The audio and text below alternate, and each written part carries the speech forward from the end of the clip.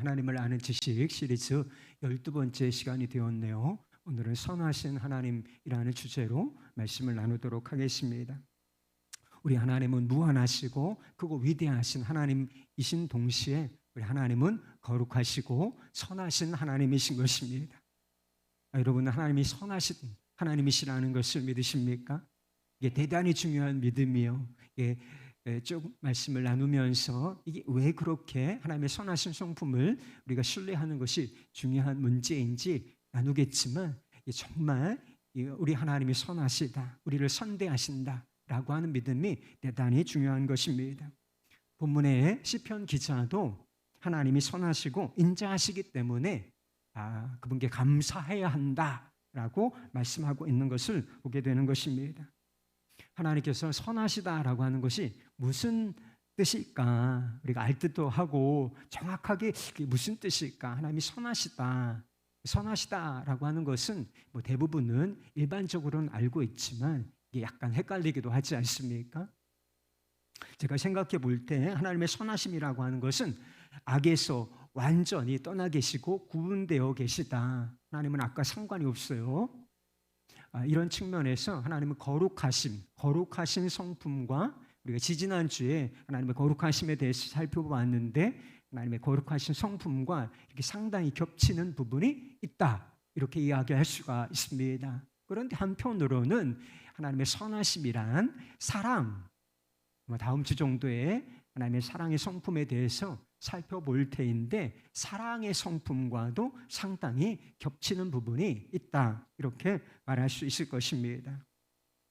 본문 말씀에 보면 선하심과 그냥 선하심이 단독적으로 쓰이기보다는 시편 말씀에 또는 구약 성경에 하나님의 선하심을 언급하는 부분이 많은데, 단독적으로 하나님의 선하심에 대해서 언급하기보다는 항상 이렇게 따라 붙는 것이 있는데 선하심과 인자하심이라고 하는 거예요. 오늘 본문도 하나님의 선하심과 인자하심이라는 단어가 뒤에 붙었지 않습니까? 인자라고 하는 것이 뭘 의미할까요? 인자하다라고 하는 것일까? 이게 자비로 번역될 수도 있고 긍휼 또는 친절로 번역될 수도 있으며, 영어 성경 NIV 또 한글 성경으로는 현대인의 성경, 이런 데서는 그냥 사랑이라고 번역을 했어요.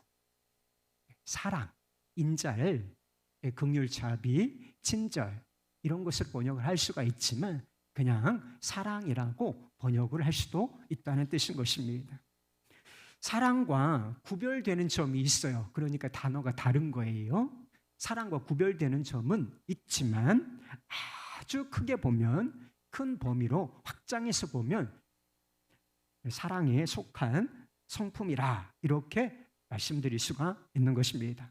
거룩과도 겹치며 사랑과도 겹쳐 있는 하나님의 성품, 이것을 바로 선하심이라고도 말하는 것입니다. 선하다라고 하는 단어가 영어로는 good이에요. good. 우리가 이제 일반적으로 good 하면 좋다, 훌륭하다 이런 의미로 사용하지만 good이라고 하는 것은 본래 선하다라고 하는 뜻인 것입니다. 하나님을 뜻하는 영어의 단어가 God이지 않습니까? 그런데 앵글로삭슨 언어에서 영어의 어원을 살펴보면 이 God이라고 하는 단어가 어디에서부터 나온 것인가? Good에서 나왔다라고 하는 것입니다. 그래서 Good. 우리 하나님은 Good. 간단하게 말하면 우리 하나님은 좋은 분이야. 우리 하나님은 좋은 분이셔. 이렇게 생각할 수가 있다는 것입니다. 하나님께서 선하시다라고 하는 것은 하나님께서 선의 기준이 되신다라고 하는 의미가 있는 것입니다. 그럼 뭐가 선한 거예요? 뭐가 선한 것이죠? 좋으신 하나님께서 좋게 여기시는 거, 이건 나쁜 거야, 안 돼, 이렇게 말씀하시는 것이 아니라 그건 좋은 거다.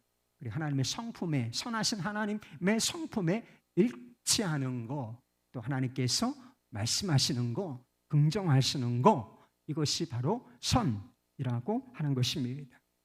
지금 세상에서는 선이라고 하는 개념에서 하나님을 제거하려는 시도가 계속 있어 왔습니다.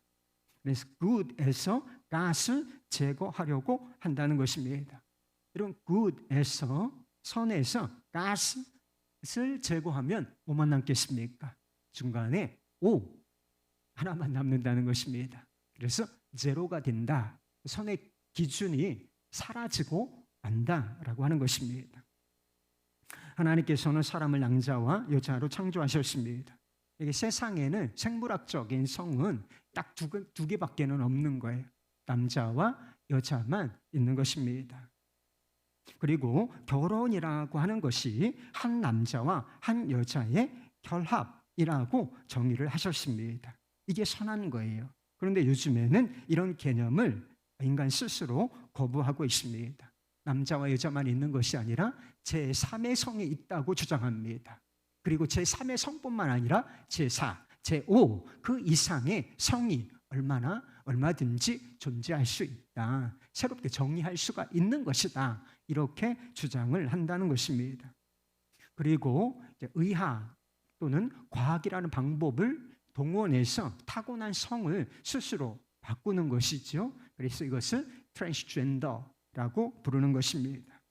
그리고 동성 간의 결혼을 합법화. 그래서 많은 나라에서 이미 동성 간 남자와 남자, 여자와 여자가 혼인신고를 하고 합법적으로 가정이다 이렇게 인정이 되고 있어요. 우리나라에서는 아직 합법이 아니지만 남자와 여자가 가정을 이루는 것이다. 그렇게 헌법에 되어 있어요. 그런데 이것을 개정하려는 이 동성혼을 합법화시키려는 시도가 지금도 계속되고 있다는 것입니다. 그러나 이런 가치관이나 행동은 선하신 하나님의 기준으로 보면 뭐예요? 얼마든지 할 수 있는 일이 아니라 하나님께서 좋게 여기시는 것이 아니고 하나님께서 이것을 금하신 것이기 때문에 이것을 악이라고 평가하셨단 말이에요. 그러니까 이것은 죄가 된다, 해서는 안 되는 그런 일이 아무리 사회가 발전하고 과학이 발전하여 유전자를 어떻게 한다 이렇게 할지라도 이것은 분명히 악이다, 죄다 이렇게 선언되어야 마땅하다, 금지되어야 마땅하다라고 하는 것입니다. 여러분 다른 문제들도 똑같습니다. 살인하면 돼요, 안 돼요?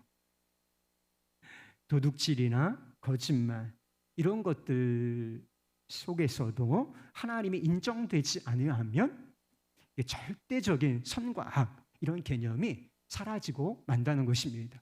왜 살인은 도대체 하면 안 되는 거예요? 왜 이게 절대적인 악인 것입니까? 거의 모든 사회에서 예외 없이 살인이나 도둑질이나 거짓말 십계명 받은 적이 없어도 이것은 다 악이라고 평가되는 악덕이란 말이에요. 그런데 왜 이것을 모든 사람이 왜 새롭게 정의하면 안 됩니까? 제3의 남자와 여자가 있고 그런데 제3이 있고 3의 성이 있을 수 있고 제4, 제5 그 이상의 성이 있을 수 있다. 난 얼마든지 남자와 여자에 속하지 않고 나 중성을 택할 거야. 나는 N성이라고 불러줘. 왜 이렇게 하면 안 됩니까? 그렇듯이 왜 그걸 살인을 나쁘다고 정의를 꼭 해야 되는 것이죠? 왜 도둑질, 거짓말을 꼭 나쁘다고 해야 되는 것입니까? 절대적인 기준이라고 하는 것이 없다라고 하는 것입니다. 선악의 문제에서 하나님을 제거하면 선악의 문제가 아니라 개인과 공동체가 무엇을 선호하느냐, 선호의 문제, 선택의 문제, 기호의 문제로 전락해버리고 만다는 것입니다. 그래서 good에서 god을 제거해버리고 만다면 결국은 도덕적인 기준의 와해를 가져오게 되는 것입니다. 그래 자유롭게 네가 하고 싶은 대로 해. 네가 새롭게 정의해봐. 선악에 대한 개념도 막 거침없이 이렇게 질주하게 되면 결국 어떤 세상이 되느냐? 도덕적으로 굉장히 부패한 세상이 되어버리고 만다는 것입니다. 이미 부패하였는데 브레이크가 걸리지 않으니까 이 기준마저도 흔들리게 되니까 이게 한마디로 미친 세상이 되어버리고 만다는 것입니다. 하나님이 선하시다는 것은 하나님께서 선의 기준이실 뿐만 아니라 선의 근원이 되신다라고 하는 것을 의미하는 것입니다. 우리 야고보서 1장 17절 말씀을 보겠습니다. 온갖 좋은 은사와 온전한 선물이 다 위로부터 빛들의 아버지께로부터 내려오나니 그는 변함도 없으시고 회전하는 그림자도 없으시니라. 여러분, 세상에 선한 것이 있습니까? 생각해 보세요. 세상에 선한 것이 있나? 우리가 가진 것 중에 좋은 것이 있습니까?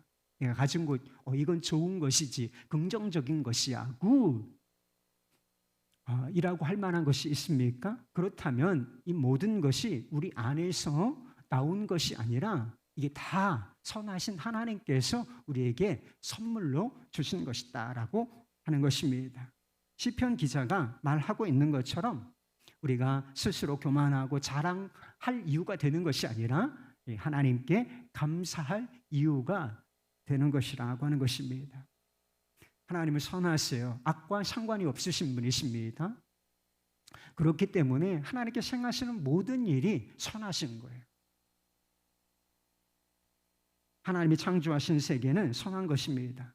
하나님께서 태초에 천지를 창조하신 이후에 창조 사역을 완성하신 이후에 자신이 창조하신 것들을 바라보시면서 이렇게 말씀하셨다고 하셨습니다. 창세기 1장 31절 말씀. 하나님이 지으신 그 모든 것을 보시니 보시기에 심히 어땠더라? 좋았더라. 좋았더라.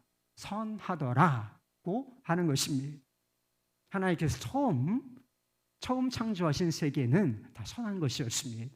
이게 나쁘고 악하고 이런 것들이 단 하나도 끼어 있지 않은 완벽한 선의 세계였다라고 하는 것입니다. 사도 바울이 음식 문제를 거론하면서 비슷한 말을 한 적이 있어요.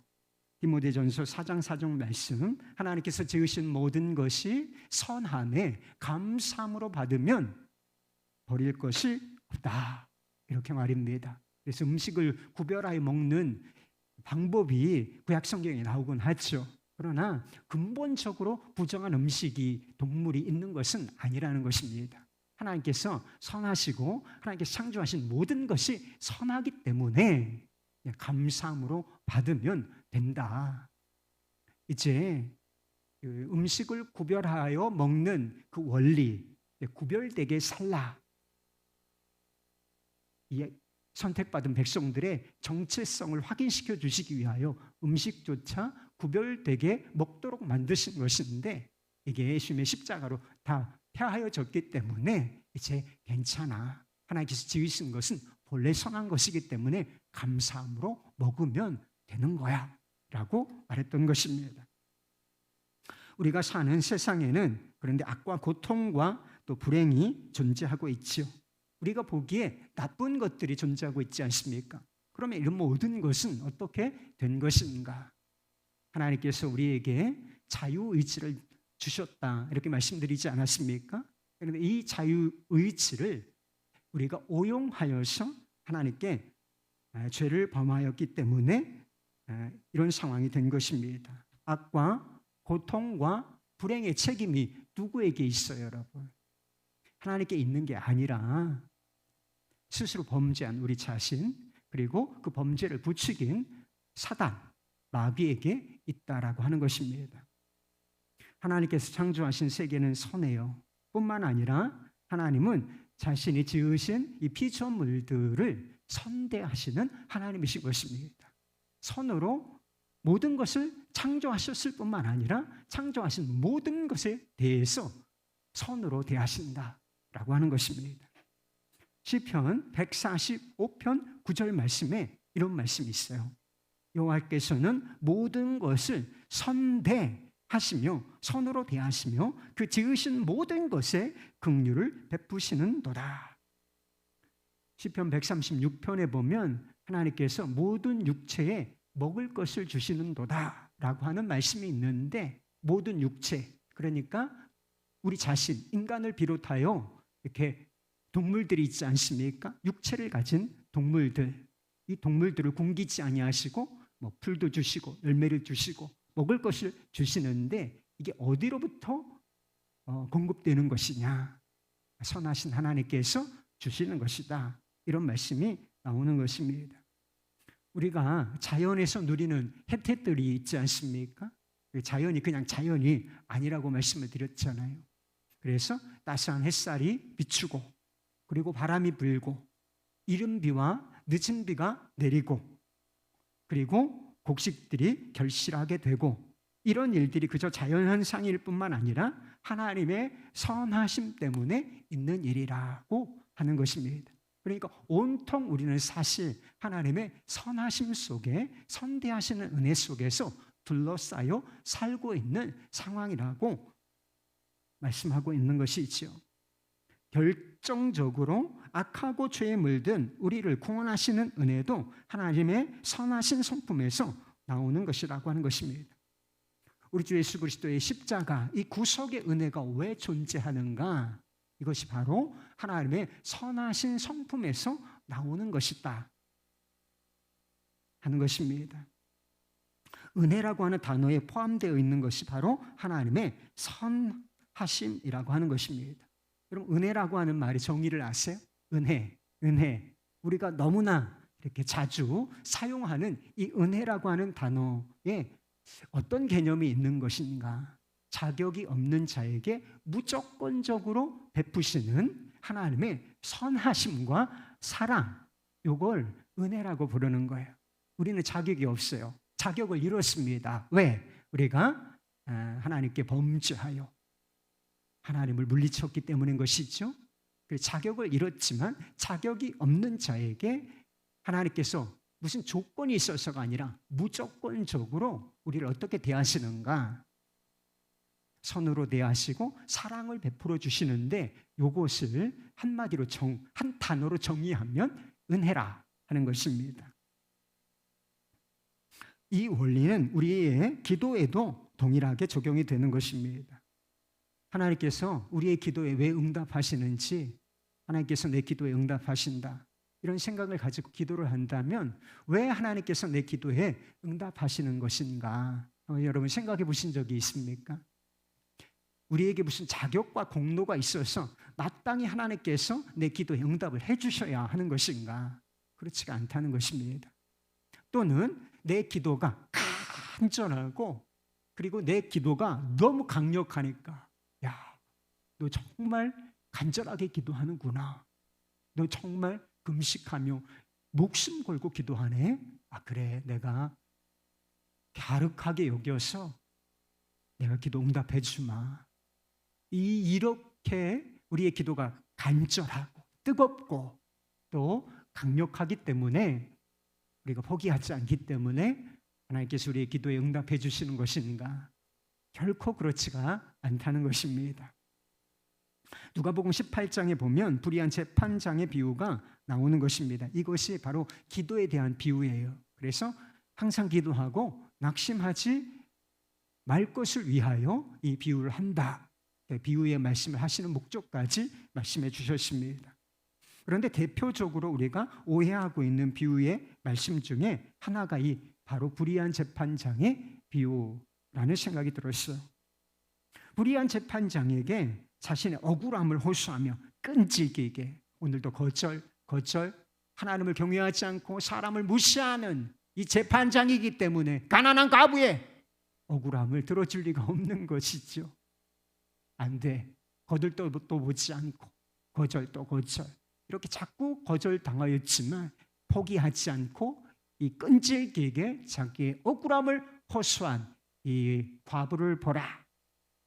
우리도 그와 같이 강청하여 하나님께 기도해야 한다. 끈질기게 기도해야 한다. 그러면 하나님께서 응답하실 것이다. 여러분, 이런 이야기 많이 들어보셨죠? 여러분, 속은 거예요. 미친놈이라고 이렇게 죄송해요. 이렇게 쏟아낸 건 아니에요. 여기까지 올라올 뻔했어요. 이상한 사람들한테 속은 거예요. 그거 전형적으로 오해하는 거예요. 이런 해석은 하나님을 마치 불의한 재판장과 같이 취급하는 그런 해석이 되는 것입니다. 이 비유가 강조하는 것은 완전 정반대예요. 하나님은 불의한 재판장과 같지 않은 분이라는 거예요. 그 완전히 반대편에 계셔서 하나님은 선하신 분이시라는 거예요. 하나님은 너무나 좋은 분이시고 우리를 선대하시는 분이시기 때문에 우리의 기도에 응답해 주신다는 거예요. 택하신 자의 부르짖는 그 기도 결코 무시되지 아니하고 하나님께서 들어주실 거야. 지금 상황이 너무나 거리가 있어. 내 기도와 하나님의 나라를 위하여 기도하라고 하는 취지에서 말씀하신 것인데 하나님의 나라가 오지 않을 것 같아. 너무 악과 불의가 성행하고 고통스러운 상황이 있고 그래도 하나님의 나라를 위하여 기도하기를 포기하지 마. 왜? 하나님은 선하시기 때문에 자기가 택하신 백성들의 기도를 반드시 들어주실 것이다. 그러니까 상황에 너무 영향받지 마요. 낙심하지 말지어다. 항상 기도하라. 이렇게 말씀하신 거예요. 하나님의 선하심에 기대어 포기하지 말고 기도하라. 이런 비유의 말씀인 것이죠. 예수님께서는 마태복음 7장에서도 동일한 말씀을 하셨어요. 마태복음 7장 11절 말씀, 너희가 악한 자라도 좋은 것으로 자식에게 줄 알거든 하물며 하늘에 계신 너희 아버지께서 구하는 자에게 좋은 것으로 주시지 않겠느냐. 예수님께서 너희를 이라고 표현하셨는데 우리를 어떻게 부르셨는지를 잘 보세요. 너희가 뭐 할지라도. 여러분, 너희가 뭐 할지라도, 악할지라도, 여러분, 우리가 악하다는 거예요. 선한 분 누구밖에 없다고 말씀하셨느냐? 하나님 한 분밖에는 없으시다. 인간이 타락한 이후에 선한 존재는 누구밖에 없어요. 하나님 한 분밖에 없어. 나머지가 다 악하고 죄에 물들어 있다. 그런 거죠. 나를 선하다고 생각하십니까, 여러분? 꿈 깨세요. 너희가 악할지라도 이게 진리예요, 여러분. 우리가 악하단 말이에요. 우리가 악할지라도. 그런데 악한 자들에게 무슨 좋은 것을 받을 자격이 있습니까? 하나님께서 구하는 자들에게 좋은 것을 주시는 것은 하나님 아버지께서 좋은 분이시기 때문인 것입니다. 선하신 분이시기 때문에 우리 자녀들의 기도를 들으시고 가장 좋은 곳으로 우리의 기도에 응답해 주신다라고 하는 것입니다. 우리가 기도하기가 어려운 면이 있어요. 실제로 기도에 헌신해 본 사람들은 기도하기가 조금 어렵다. 이런 느낌을 실제로 많이 받을 때가 있습니다. 괜찮은 거예요. 그런 느낌은 누구나 받습니다. 그렇지만 내가 악할지라도 우리가 악할지라도 하나님께서 우리의 기도에 좋은 것을 응답해 주시지. 이렇게 정말 믿으면 기도가 되게 돼 있는 것입니다. 기도가 되어지게 되어 있어요. 실제로 기도 생활을 하다 보면 그리고 우리가 원하는 대로 기도의 응답이 안 되는 게 훨씬 많죠. 우리가 원하는 대로 우리가 기도한 대로 된 게 있어요. 저에게도. 그렇지만 제가 원하는 대로 안 된 게 비교할 수 없을 정도로 많이 있습니다. 아직 이루어지지 않은 것도 있을 뿐만 아니라 제가 기도한 대로 이건 정말 안 이루어졌다라고 생각할 만한 것이 너무나 많이 있어요. 그러나 걱정할 게 없습니다, 여러분. 왜? 하나님께서는 우리가 미련한 자들이란 말이에요. 우리의 수준을 좀 아셔야 된다는 거예요. 그래서 신학적인 지식이 좀 필요해요.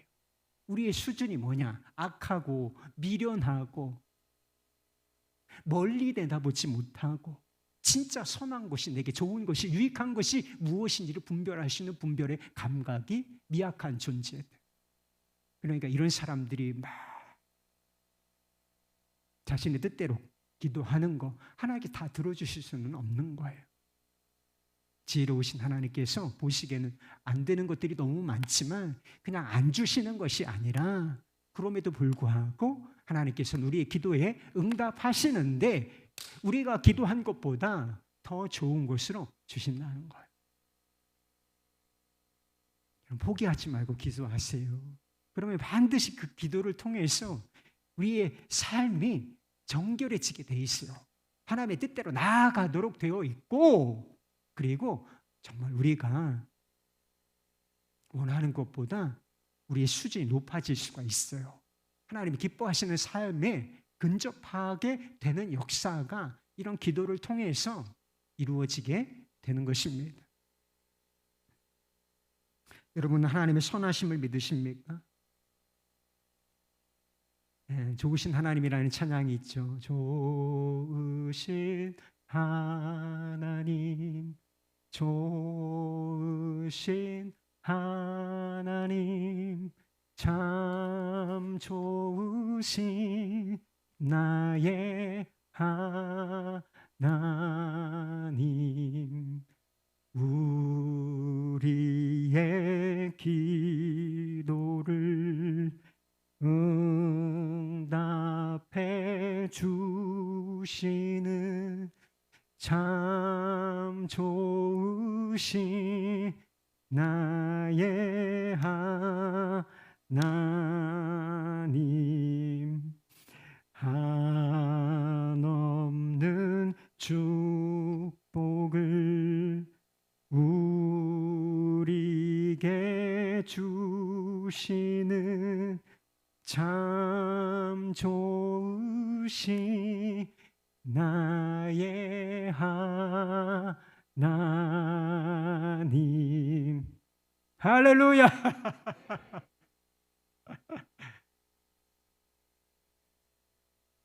하나님이 정말 좋으신 분이라고 믿어주세요. 우리의 기도를 응답해 주시고 한없는 축복, 좋은 것들을 주시는 분이시라, 이렇게 정말 믿으십니까? 아닐걸요. 아도 핑크가 그런 이야기를 했어요. 하나님의 선하심에 관해서 하나님의 선하심은 신자의 믿음을 지탱하는 지지대이다. 하나님의 선하심은 신자의 마음에 가장 큰 호소력을 지닌다. 하나님의 선하심이 영원하기 때문에 우리는 결코 낙심하지 않는다라고 말했다는 것입니다. 그래요. 하나님의 선하심을 이해하며 이렇게 되어집니다. 선하심이라는 진리를 우리가 믿음으로 붙들면 하나님의 선하심이라고 하는 것은 신자의 가장 큰 지지대, 믿음의 지지대가 되는 것입니다. 근데 안타까운 사실은 많은 사람들이 하나님께서 선하시다는 사실을 믿지를 못한다는 것입니다. 우리 하나님께서 오해받고 계세요. 많은 영역에서 우리 하나님께서 우리로부터도 세상 사람들은 물론이고 하나님의 자녀라 불리는 사람들에게조차 오해받고 계시다는 것입니다. 그러면 오해받을 때 얼마나 억울해요. 그죠? 아닌데, 내 본 마음은 그게 아닌데, 내 뜻은 그게 아닌데, 내가 행한 일은 그게 아닌데 누군가 단단히 나를 오해하고 있어. 그러면 얼마나 억울해요. 그래서 여러분, 우리는 우리만 억울하다고 생각하죠. 억울하다, 이런 감정을 갖고 있지만 사실은 하나님께서 더 억울하시. 우리가 하나님의 성품, 특별히 이 선하심에 대한 성품을 단단히 오해하는 경우가 너무나 많기 때문이라고 하는 것입니다. 세상에 악과 고통이 존재하지요. 우리에게도 이런 일이 닥친다는 것입니다. 이런 일들을 경험하면서 하나님의 선하심에 대해서 많은 사람들이 의문을 품는다는 것입니다. 하나님을 따뜻하고 정말 좋은 분 아니라 좋으신 하나님, 얼마나 이 찬양이 따뜻해요.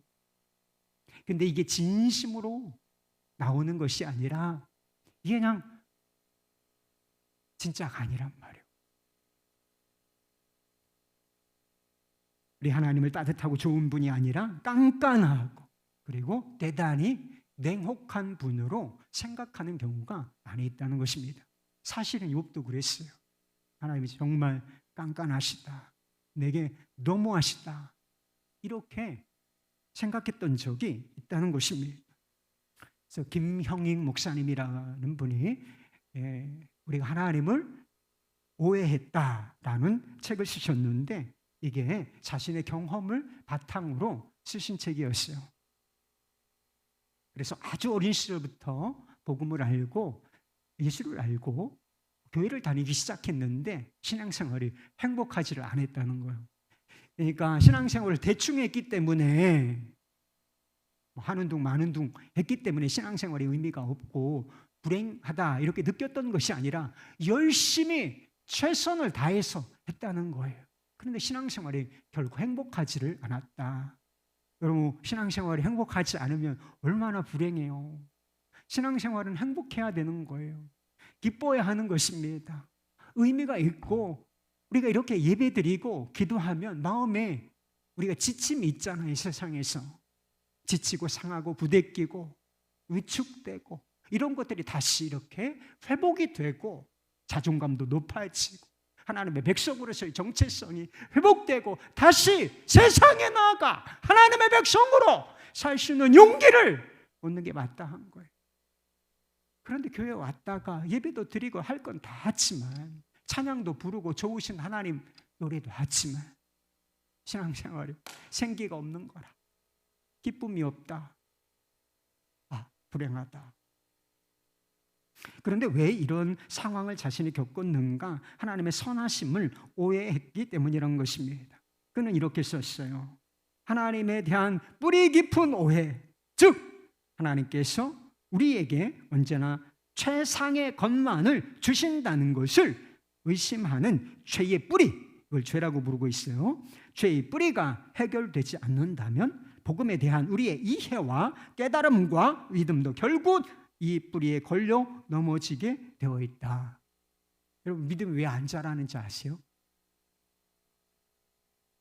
하나님의 선하심에 대한 확신이 없기 때문에요.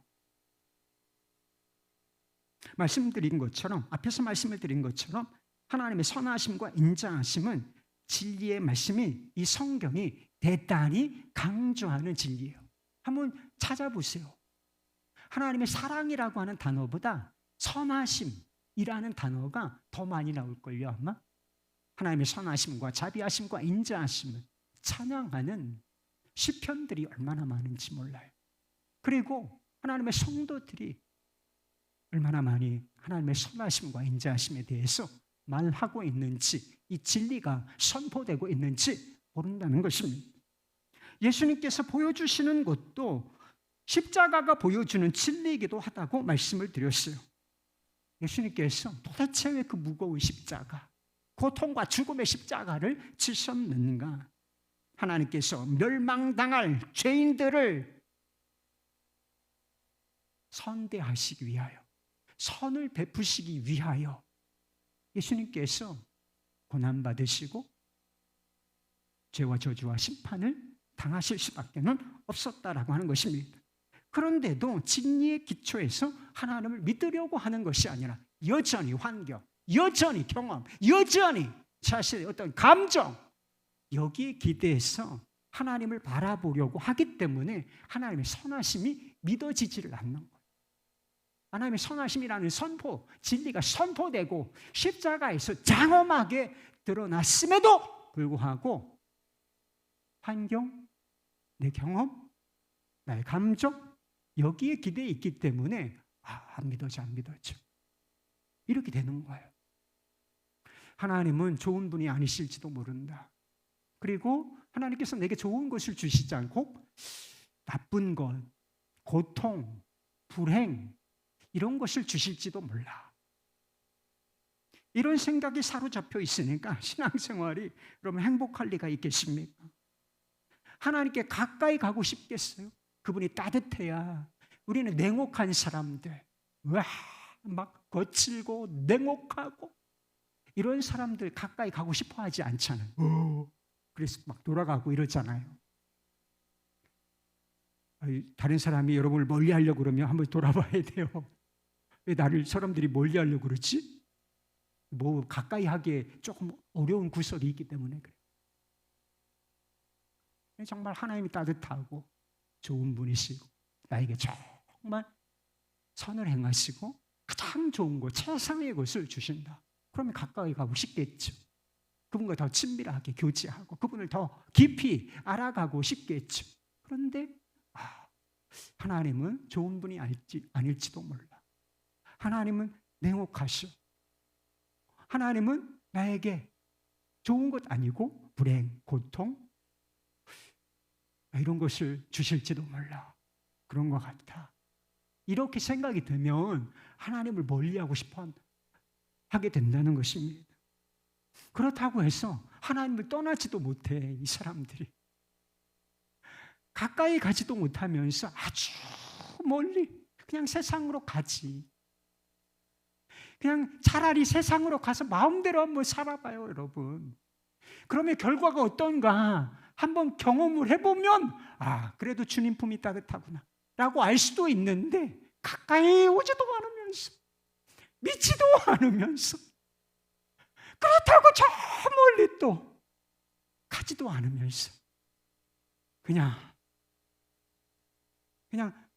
큰 원 이렇게 그냥 떨어지지 않는다. 그걸 위안 삼는 게 그게 뭐 대단하다고요. 하나님을 떠나지도 못하면서 방황하고 늘 우울하고 조금만 어려운 일 닥치면 낙심하고 불평하고 그렇게 되는 거예요, 여러분. 세상에 악이 존재하고 우리의 삶의 고통과 고난이 찾아옵니다. 이런 것들의 대부분의 책임은 하나님 책임 아니라는 사실을 아셔야 돼요. 이런 것들의 책임은 마귀에게 있는 것이고 그리고 우리 자신에게 있는 것입니다. 아니, 우리 자신이 막 허튼 짓 해놓고 막 죄 지어놓고 그래서 불행이라는 결과를 받아놓고도 하나님 때문이래. 여러분, 하나님 너무 억울하시다, 진짜. 우리 하나님 너무 억울하셔. 이렇게 오해할 수가 있어요. 여러분, 고통 누가 줬어요? 하나님 주신 게 아니라 여러분 스스로 자초한 경우가 대부분이고, 그리고 꼭 사람과 관련된 것이 너무나 많다는 거예요. 사람의 죄가, 악이 끼어들지 않은 고통이 여러분 어디 있는지 한번 살펴보세요. 대부분은 다 사람의 악함이 끼어 있는 것입니다. 그렇지 않은 경우도 있긴 하지만 대부분은 사람의 악함이 끼어들어서 또는 나 스스로 실수하거나 또는 죄를 행함으로 말미암아 고통을 당하게 되는 거예요. 그러니까 책임이 마귀에게나 악의 근원인 우리 자신에게 대부분에게 있다, 이렇게 말할 수 있는 것입니다. 이걸 아는 게 중요해요. 물론 하나님께서 우리에게 허용하시는 고난과 고통이 있습니다. 성경도 그것을 인정하고 있어요. 그러나 하나님을 사랑하는 자, 곧 그의 뜻대로 부르심을 받은 자들에게는 모든 것이 합력하여 선을 이루리라고 말씀을 하셨어요. 여러분, 고난과 고통 자체는 선이 아닙니다. 이것은 악이에요. 포괄적인 악이지만 이것을 허용하시는, 수동적으로 허용하시는 하나님의 뜻은 선한 것이고, 하나님께서는 이와 같은 악을 통해서도 고난과 고통을 통해서도 얼마든지 선한 열매를, 우리에게 유익한 것을, 우리에게 최선의 것을 주실 수가 있다고 말씀하고 있는 것입니다.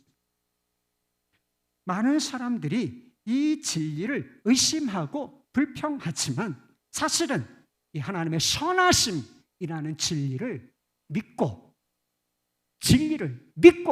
신뢰해야 고난과 고통을 이길 수 있는 힘이 커지는 것입니다. 그래서 이 포괄적인 악인 고난과 고통과 불행도 이 믿음에 의지하여 이겨낼 수가 있는 것입니다. 감사절 때마다 우리가 언급되는 말씀이 있어요. 그래서 어떤 분들은 조금 지겹다고도 생각할 수 있는 말인데, 선지자 하박국의 고백인 것입니다. 하박국 3장 17절 18절 말씀. 비록 무화과 나무가 무성하지 못하며 포도나무에 열매가 없으며 감람나무에 소출이 없으며 밭에 먹을 것이 없으며 우리의 양이 없으며 외양간에 소가 없을지라도 나는 여호와로 말미암아 즐거워하며 나의 구원의 하나님으로 말미암아 기뻐하리로다. 하박국이 이렇게 감사의 노래에, 이건 노래예요, 여러분. 감사의 노래를 불렀을 때 유다의 상황, 남유다의 상황은 대단히 고통스럽고 절망적인 상황이었습니다. 유다가 우상 숭배의 죄를 짓고 도덕적으로 대단히 타락해져 있는 그런 상황에 있었어요. 하나님의 백성들 사이에서는 악인이 득세하고 악인이 잘 된단 말이에요. 악인이 득세하고 불법이 성행하는 그런 상황 가운데 있었습니다. 뿐만 아니라 유다의 미래, 곧 다가올 미래는 대단히 절망적인 것이었어요. 이미 바벨론이라고 하는 나라를 통하여 하나님께서 유다를 멸망시키실 것이다, 징계하실 것이다 라고 하는 예언이 선포된 상황 가운데 있었습니다. 이런 상황 속에서 사람들이 의문을 갖게 되는 것이 당연지사가 아니겠습니까? 정의의 하나님이 어디 계시냐? 선하신 하나님이 어디 계시냐? 이렇게 말할 법도 하지 않습니까? 그러나 놀라운 사실은 이 하박국의 고백이 감사로 결론 지어진다는 것입니다. 하박국 안에도 이런 의문이 전혀 없었던 것은 아니지만, 하나님께 따져 묻기도 했지만, 결국 그의 믿음의 결론은 무엇이냐? 감사의 고백이었다는 것입니다.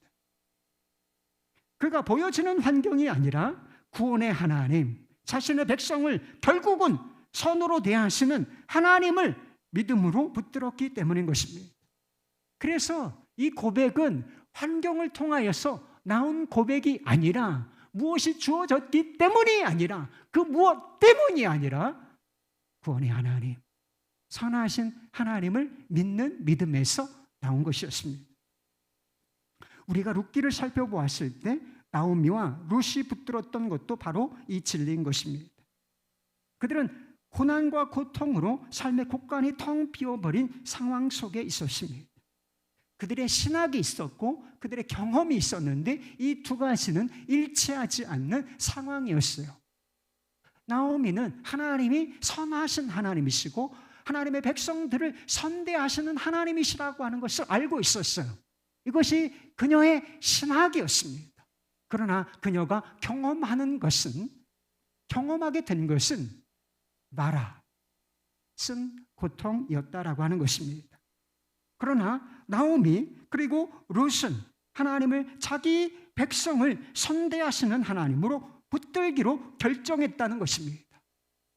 그것이 nothing, 정말 아무것도 남지 않은 상황 속에서 고향 베들레헴, 떡집으로 돌아가기로 결정한 이유가 됐던 것입니다.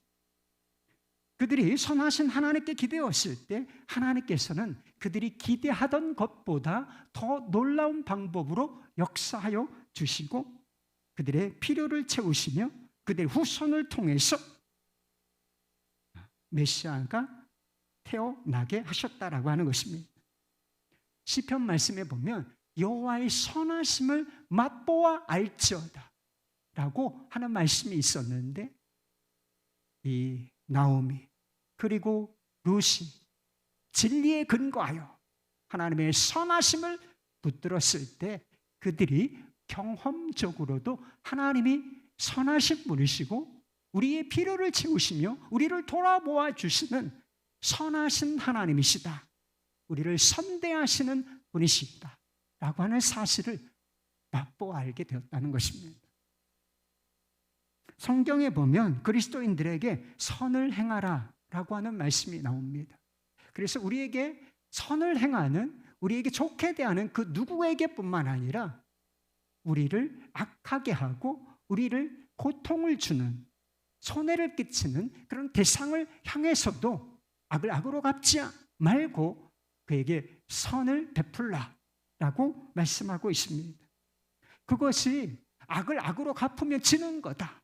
그래서 악을 선으로 대해야, 반대로 선을 행해야 그것이 악을 이기는 것이다 라고 말씀을 하셨어요. 도대체 어떤 사람이 선으로 악을 이길 수 있다는 것입니까?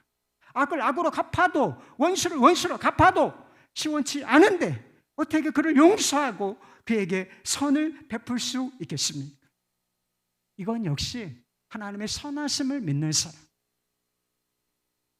악한 것을 선으로 돌려 바꾸실 수 있으며 모든 것을 합력하여 선을 이루실 수 있는 그 하나님을 믿는 사람, 진리에 근거하여 그것을 붙들고 믿고 나아가는 사람, 이 사람 그렇게 할 수가 있다는 것입니다. 제가 정윤선이라는 분의 간증을 읽은 적이 있어요. 디자인으로 예배하라 라고 하는 모토로 사업체를 운영하는 윤선 디자인이라고 하는 그런 사업체를 운영하시는 분이었습니다. 어렸을 때 불우한 가정에서 자랐다고 하는 것입니다. 초등학교 1학년 때 부모님이 이혼하시고 새엄마가 이제 들어오셨는데 새엄마 밑에서 어린 시절을 보내야 했다는 것입니다. 새엄마가 성경을 가르쳐 주셨고 그때부터 이제 교회에 열심히 나가기 시작을 했다는 것입니다. 새엄마를 통해서 하나님을 알게 된 거예요. 교회를 알게 된 것입니다. 그런데 시간이 흐르면서 하나님을 소개해 주셨던 그 새어머니가 변하기 시작했다는 것입니다. 자신과 동생이 있었는데 조금이라도 뭔가 못마땅한 점이 있으면 막 때리기 시작을 했다는 것입니다. 어느 정도로 악랄하게 대했느냐, 물고문같이 했다는 거예요. 머리, 이 어린아이의 머리를 잡아서 물에 넣었다 꺼냈다, 물에 넣었다 꺼냈다. 사랑을 받아야 할 대상으로부터 모진 학대를 당한 것입니다. 엄마에게 혼나서 힘들 때마다 교회에 가서 하염없이 울었다는 것입니다. 그때 개척교회 사모님이 안아주시고 보듬어 주셨는데 그 사랑을 만나고 그런 생각이 들었대요. 나도 이제 나중에 커서 사모가 되어야 하겠다 결심을 하게 되었다는 것입니다. 그래서 사모가 되려면 신학교에 가야 되겠구나라고 생각해서 이제 고등학교를 졸업하고 신학교에 진학을 하게 되었다는 것입니다. 그런데 부모님이 이것을 못마땅하게 여겨서 학비를 대주지 않았다는 거예요. 열심히 아르바이트를 해서 돈을 모았습니다. 그래서 다시 복학을 하려고. 그런데 가정 형편이 어려워서 그 돈을 다시 가정에 쓸 수밖에 없는 상황이었고, 그래서 결국은 졸업을 포기하고 말았다는 것입니다. 교회 간사로 일하다가 남편을 만났고 결혼을 하게 되었습니다. 그런데 결혼 생활에도 불행이 찾아왔어요. 딸아이가 6개월쯤 되었을 때 남편에게서 뇌종양이라고 하는 질병이 발견되었던 것입니다. 그런데 이렇게 험한 일을 당하면서 깨닫게 된 것이 있었다고 했습니다. 지금까지 당연하게 여겼던 모든 것들, 그 모든 것이 사실은 당연한 것이 아니라 하나님의 은혜였다는 사실을 알게 되었다는 것입니다. 흙인 자신을 입히시고 먹이신 분이 하나님이시고 자신이 가진 모든 것이 자신의 것이 아님을 깨달았다는 것입니다. 그러니까 비로소 감사가 나왔다는 거예요. 병들었으나 남편을 살펴주셨고 내 몸이 건강하여 남편과 가족을 건사할 수 있게 하시니 감사합니다. 이런 고백이 터져 나왔다는 것입니다. 그런데 이런 감사의 고백이 터져 나왔을 때 그것이 그녀 자신에게는 인생의 터닝 포인트가 되었다라고 스스로 고백하였습니다. 남편이 퇴원을 했지만 일을 할 수 없는 상황이었기 때문에 본인이 생계를 책임져야 했다는 것입니다. 병든 남편을 간호해야 합니다. 그리고 딸이 6개월밖에 돌도 아직 지나지 않았어요. 이런 딸을 돌보면서 할 수 있는 일이 무엇일까? 새벽에 할 수 있는 일밖에 없겠더래요. 찾아보니까 디자인, 그래픽 디자인, 현수막이나 어떤 이런 책자나 이런 것을 디자인은 가능하겠다, 일을 할 수 있겠다, 이런 생각이 들었다는 것입니다. 그런데 디자인의 D자도 배워본 적이 없는 사람이었어요. 그래서 한번 열정을 가지고 해보고자 하면서 블로그를 보면서 독학을 했다는 것입니다. 그러면서 습작을 하고 그래서 일을 시작하게 되었고 지금은 10명을 거느린 디자인 회사가 되었다라고 하는 것입니다. 어떻게 이런 일이 가능하게 되었을까? 아무리 생각해봐도 하나님의 은혜라고 하는 말밖에는 설명할 것이 없다라고 했습니다. 그는 하나님의 은혜를 기억하면서 어떤 일을 하고 있느냐? 개척교회 월세를 후원하고 간판을 달아주기도 하고 개척교회 사모님들에게 선물을 보내주기도 하고 작은 주일학교, 교회의 주일학교에 간식을 섬겨주기도 하는, 그러니까 돈을 많이 벌게 됐어. 직원이 늘어났어요. 사업이 성장하고 있어. 그러나 자기만을 위하여 쓰지 않고 하나님의 선한 사업을 위하여 쓰게 되었다는 것입니다. 더 그렇게 되었으면 좋겠다고 했습니다. 그는 이렇게 말했어요. 내 삶을 돌아보면 하나님은 완벽하지 않고 불공평하신 것처럼 보인다. 하지만 잘 견디며 스스로에게 하나님은 옳습니다라고 말한다. 남편의 뇌종양이 재발했을 때도 하나님은 옳지 않아 보였다. 그럼에도 불구하고 나는 나에게 하나님은 옳습니다라고 외치는 것이다. 지나고 보니 내 인생에서 하나님은 나에게 닥친 고난을 견딜 수 있는 힘을 주셨고 그 악을 선으로 바꾸셨으며 이제는 더 큰 일을 하게 하시는 분이시다. 내 삶에서 하나님의 주권은 절대적이었으며 또한 그것을 인정하고 싶은 마음이 들었다. 경험상으로는 하나님 공평하신가? 하나님이 옳으신가? 하나님이 선하신가? 내게 좋은 일을 행하시는 분이신가? 라고 하는 의심이 들 만한 상황이었지만 그때 다시 그는 진리로 돌아갔다는 것입니다. 하나님은 선하시다. 하나님은 옳으시다. 그래서 이런 마음으로 하나님의 주권이 절대적이며 그것을 내가 인정합니다 라고 하는 마음으로 만든 찬양이 있다는 거예요. 그래서 그 제목이 하나님은 늘 옳습니다 라고 하는 것이었습니다. 하나님은 늘 옳습니다. 이러하든 저러하든 아니라고 여겨도 하나님은 옳습니다. 내 마음속에 새겨진 변함없는 그 진리, 하나님은 언제나 어디서나 옳습니다. 그리하지 않아도 그러하지 않아도 하나님이 하신다면 그 길만 따르리라. 내 마음속에 새겨진 변함없는 그 진리, 하나님은 언제나 어디서나 옳습니다. 그리하지 않아도 하나님은 늘 옳습니다. 하나님은 선하십니다. 우리를 선대하시고 좋은 것 주시기를 원하시는 하나님을 신뢰하실 수 있기를 바랍니다. 악과 고통과 지금 우리가 처한 불행, 이 모든 것을 선으로 바꾸실 수 있는 분인 하나님을 신뢰하시기를 바랍니다. 그리고 선하신 하나님께 진심을 담아서 감사해 보시기 바랍니다. 이것이 우리의 삶에, 우리 인생에 뿐만 아니라 우중충했던 우리의 신앙생활의 터닝 포인트가 될 줄로 믿으시기를 바랍니다. 할렐루야.